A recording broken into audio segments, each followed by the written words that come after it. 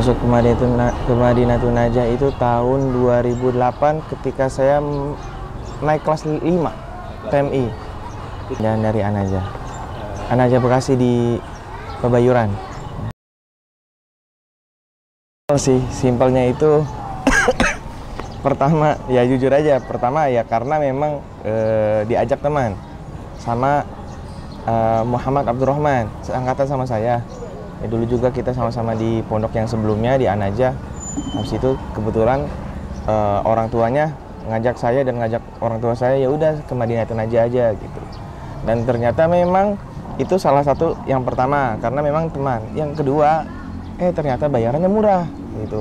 Karena gini waktu itu waktu itu saya mau pindah tapi saya di satu sisi saya nggak mau ngebebani orang tua. Yang paling saya ambil dari sini adalah kesederhanaan gitu. Kesederhanaan, enggak istilahnya ya sederhana gitu, nggak usah muluk-muluk, apa adanya aja gitu. Kita nggak usah jadi orang yang wah, yang apa kayak gitu. Itu yang benar-benar saya pelajari dari sini. Saya pelajari setelah saya lulus dari sini gitu. Ketika saya ngabdi, hubungan pondok dengan warga di sini itu sangat bagus. Masyarakat itu sangat dirangkul di sini. Jadi warga-warga pun seperti mendukung gitu, seperti mempush pondok mau bikin gerakan apa, ngepush gitu. Itu yang saya ambil dari sini ya itu. Aktivitas sekarang jadi masih mahasiswa, masih pelajar ya. Sampai kapanpun akan jadi pelajar. Meskipun ya pelajar sampingannya apa gitu kan, pelajar sampingannya mengajar, tetap pelajar itu nggak akan lepas gitu. Pelajar sampingnya misalkan berdagang itu pasti ya ujung-ujungnya pasti harus ada pelajar gitu. Pelajar aktivitasnya dan pelajar S2 di Universitas Al-Azhar sedang ya doanya aja sekarang lagi sedang aktif nulis tesis gitu. Berangkat, saya lulus di sini tahun 2010, tapi berangkat ke Mesirnya 2012 karena memang 2 tahun kuliah dulu di UIN. Pertama sih dari teman sama memang tahu ya teman waktu di UIN gitu. Ya gitu nawarin, "Tok, ini ada tes. Mau ikut gak?" "Oh ikut deh," gitu. Untuk studi sih beasiswa ya, tapi kalau biaya kehidupan, biaya kos, biaya makan sehari-hari itu biaya sendiri. Awal-awal itu sebenarnya dari mana ya? Dari orang tua pasti sebagian, tapi saya sendiri jujur bukan orang yang sering dikirim orang tua, bahkan setahun cuma sekali, dan itu pun setahun cuma 1 juta gitu. Kalau bisa dibilang sih sebenarnya secara matematika itu nggak akan cukup gitu, tapi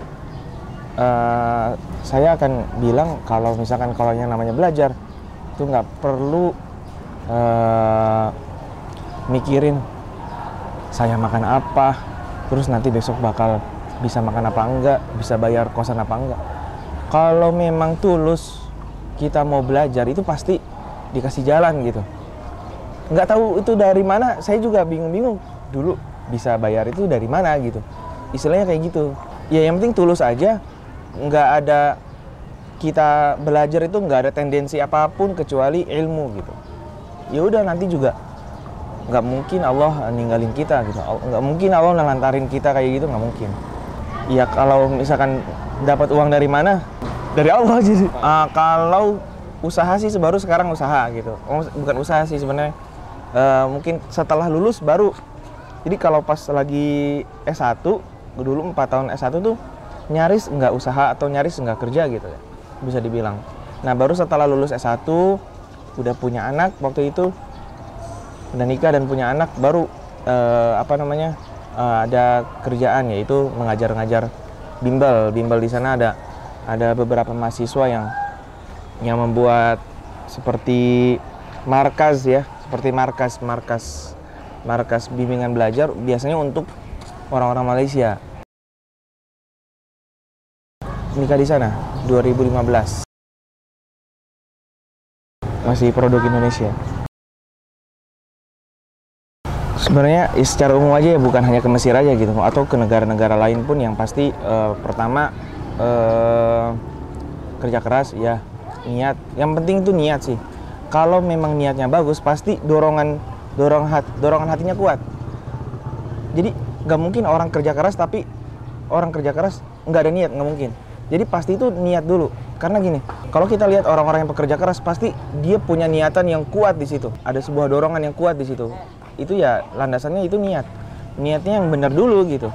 Niat saya belajar itu apa gitu. Kalau memang niatnya hanya sekedar dunia lah, hanya cukup dorongannya tuh hanya cukup untuk apa yang dia jadi tujuan nanti aja gitu. Niatnya kuat, semuanya bakal kuat gitu. Kerja kerasnya kuat, belajarnya jadi kuat. Jadi kalau niatnya kuat, ya pasti kesannya kuat. Syarat mendasar ya pasti kemampuan bahasa Arab sama mungkin hafalan Quran ya 2-3 juz lah untuk syarat mendasar. Tapi kalau memang itu syarat secara administratif ya Ustaz ya. Pelajar Azhar yang bagus gitu, yang ideal lah gitu. Ya bukan hanya bahasa Arab ataupun hafal 3 juz, tapi ya menguasai ilmu alat.